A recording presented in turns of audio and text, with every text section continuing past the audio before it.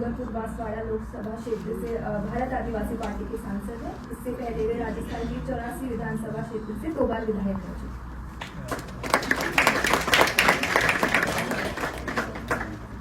सभी को जय जवाहर, जय संविधान।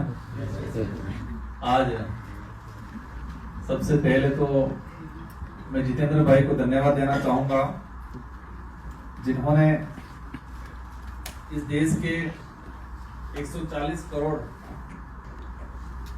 जनसंख्या में से 14 से 15 करोड़ आदिवासी समुदाय के जो दबा कुचला या कहे कि इतिहास के पन्नों में उसको सामने लाने का, आने वाली पीढ़ी को इसके बारे में जानकारी देने के लिए जो किताब लिखी है कि राष्ट्र निर्माण में आदिवासियों की भूमिका, उसको लेके मैं उनको बधाई देना चाहूंगा। और साथ ही हमारे समस्त प्रोफेसर साहब को बधाई। इस कार्यक्रम में सम्मिलित सारे युवा साथी, सामाजिक संगठनों के पदाधिकारी एवं शायद कुछ यूट्यूब चैनल और मीडिया के साथी, आज बात हो रही है कि आज देश के अंदर आदिवासी समुदाय कि क्या हाल है। सबके हाथों में किताब आई, यहाँ की सोशल मीडिया के माध्यम से इस किताब के बारे में जानकारी मिली, तो सबके मन में एक रुचि। लेकिन इस किताब में जो जिन आदिवासी महापुरुषों की बात लिखी गई है, जिन फ्रीडम फाइटरों की बात लिखी गई है, शायद आपको कहीं पढ़ने नहीं मिली हो। ऐसी कई घटना है जो आपको कहीं पढ़ने नहीं मिली हो। जब आदिवासी समुदाय को लेकर बात आती है, अनेक सवाल पैदा होते हैं। कई जगह तर्क वितर्क अलग अलग होते हैं, कुछ अपवाद भी आते हैं। आदिवासी समुदाय को समझना है तो बहुत गहराई में जाना पड़ेगा। आज 2011 की जनगणना के हिसाब से रिकॉर्डली आदिवासी समुदाय 11 करोड़ के आसपास है, और आज 2025 की अगर बात करें तो 14-15 करोड़ के आसपास इस देश के अंदर, और वो 700 के आसपास समुदाय में बटा हुआ है। भील है, मीणा है, संथाल है, उराव है, गोंड है, अलग। और जब धर्म की बात आती है तो वो सभी धर्मों में, आदिवासी हिंदू भी है, आदिवासी ईसाई भी है, आदिवासी मुस्लिम भी है, आदिवासी जैन भी। और आदिवासियों के इतिहास की बात आती है तो ये सच्चाई है कि आदिवासी महापुरुषों के इतिहास, आदिवासी उनका जो संघर्ष रहा है, उनका जो बलिदान रहा है, वो नजरअंदाज हुआ है। मैं ये नहीं कह रहा कि जानबूझ के नजरअंदाज किया गया। हो सकता है इतिहासकार उस घटना तक नहीं पहुंच पाए हो। शायद लक्ष्मण जी ने कहा था कि इतिहासकार महलों और रजवाड़ों के आसपास ही रहे, देश के अंतिम छोर पे नहीं जा पाए जहां बड़ी बड़ी घटनाएं हुई। आज कालीबाई, वीर कालीबाई कलासुआ का नाम शायद कई साथियों ने नहीं सुना होगा। इस किताब में है इसका उल्लेख। बिरसा मुंडा जी के बारे में हम महात्मा गांधी जी को जानते हैं। महात्मा गांधी जी ने इस देश को आजाद कराने के लिए था, लेकिन इनसे भी प्रेरित हुए थे। लेकिन 5 साल पहले बिरसा मुंडा जी को शायद बहुत कम लोग जानते थे। हमारे स्कूल में हमको ज्ञान कहां से मिलता है? स्कूल के पाठ्यक्रम में, कॉलेज के पाठ्यक्रम में। लेकिन स्कूल का पाठ्यक्रम उठा के हम देखते हैं तो आदिवासी महापुरुषों के बारे में बिल्कुल ना के बराबर। मैंने कई स्टडियां की, मेरा एजुकेशन बिल्कुल ग्रामीण इलाके में रहा है, और हमारे गांव की शायद हमारी पहली पीढ़ी हमको पढ़ने का अवसर मिला, और पहली पीढ़ी में भी 10% लोग पढ़े होंगे। हमारे साथ में 90% बच्चे नहीं पढ़ पाए, आज भी अभी पढ़ रही है।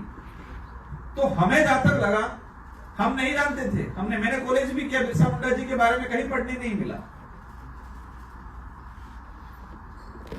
कालीबाई कलासुआ 19 जून 1947 को उन पे गोली चलाई गई आजादी से 2 माह पहले। आजादी से 2 माह पहले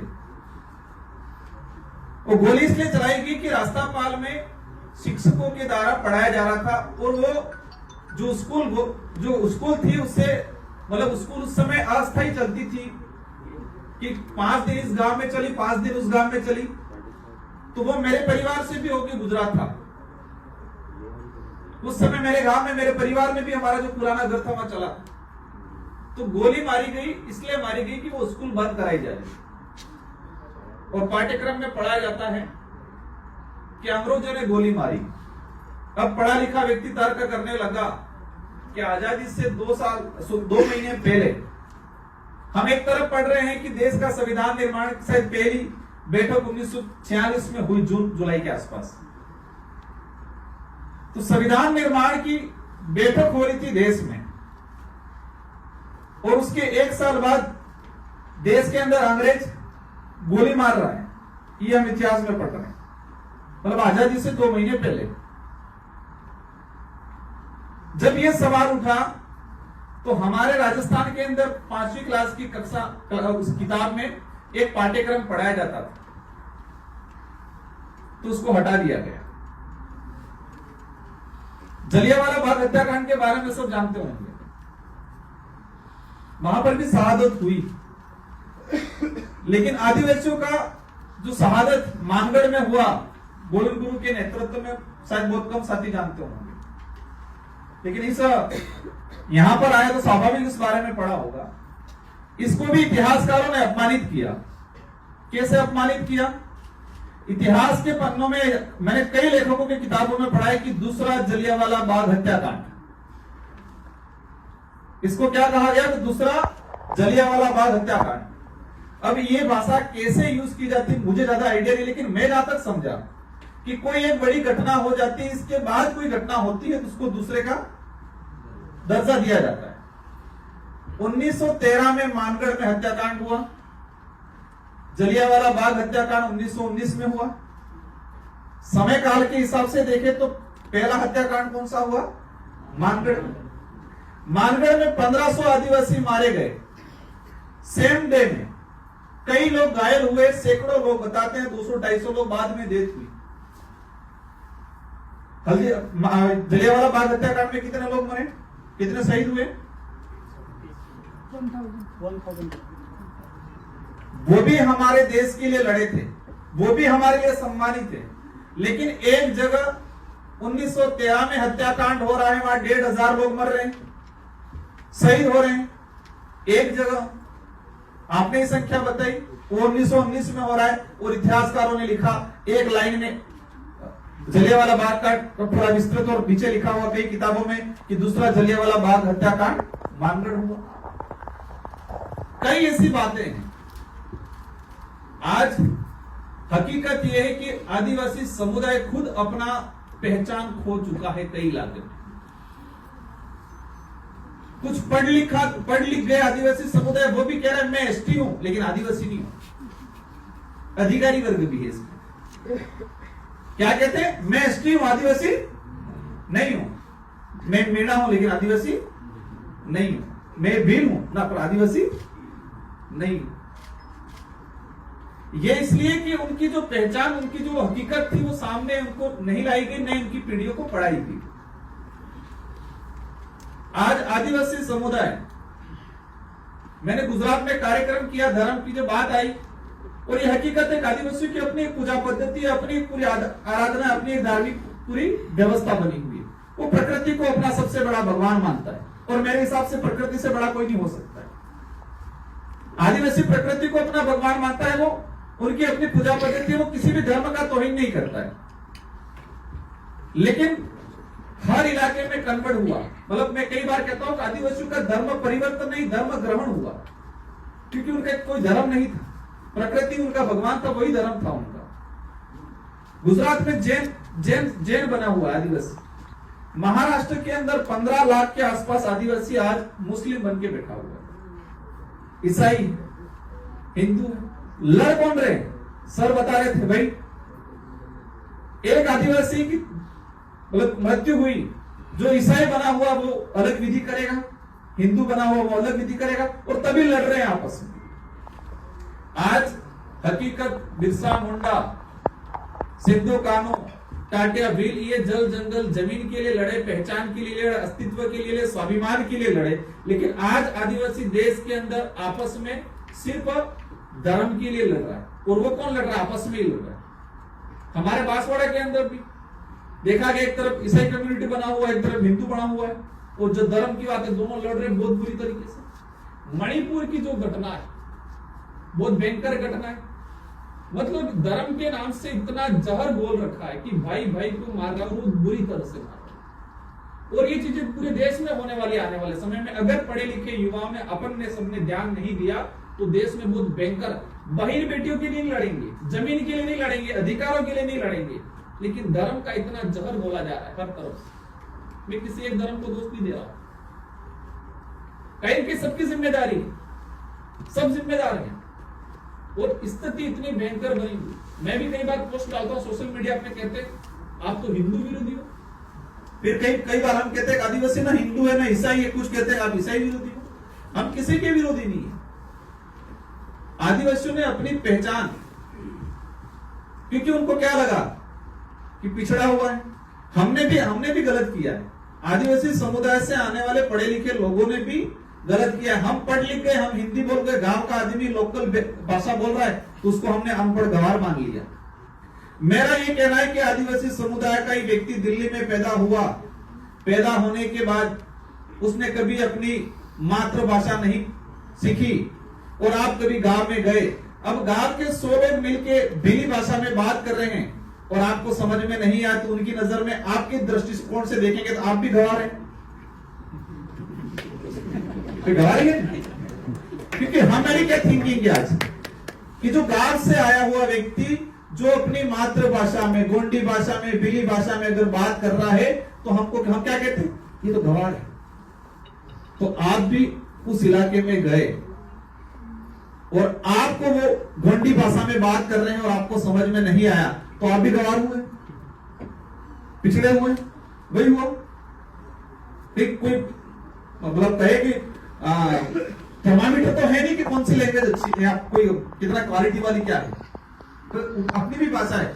आदिवासियों जैसे कि आज जल जंगल जमीन बुलडोजर चला रहे, आज अवैध खनन हो रहा है, लेकिन मुझे जहां तक लगता है कि जमीन पे अवैध खनन हुआ, बोली पे भी हुआ, उनकी बोली भाषा पे भी अवैध खनन हुआ, इनके हिस्ट्री पे भी हुआ, इनके कल्चर पे भी हुआ।